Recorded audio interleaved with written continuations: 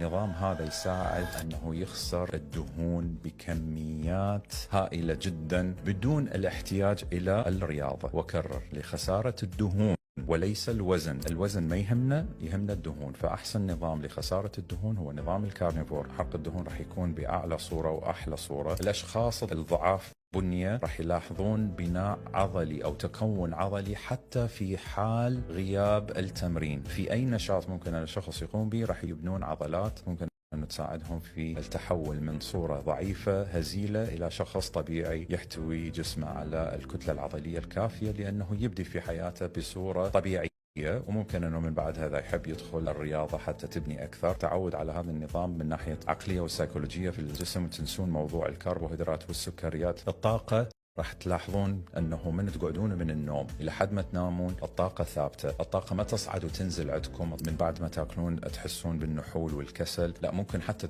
تقومون تتمرنون مباشرة، ولكن لا أنصح بهذا الشيء. خلوا الجسم يهضم وخلوا الطاقة يهضم الأكل هذا بعدها تروحون تتمرنون. بس القصد أنه راح تحسون نفسكم خفيفين جدا ولا كأنه ماكلين، وهذا الشيء اللي احنا نريده. أهم الأنظمة اللي تساعد على تحول الشخص من هيئة ضعيف إلى هيئة معتدلة. عندي ناس اللي ماشيين على نظام الكارنيفور من الجنسين حققوا نتائج مذهلة بكل. أقلها 30 يوم.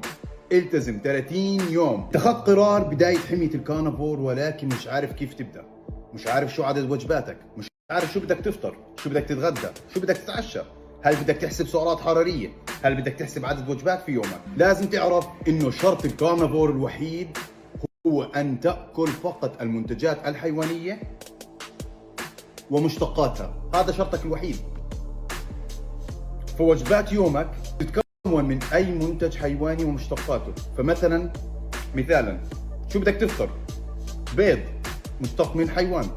غدا ممكن تاكل سمك. العشاء ممكن تعمل مشاوي.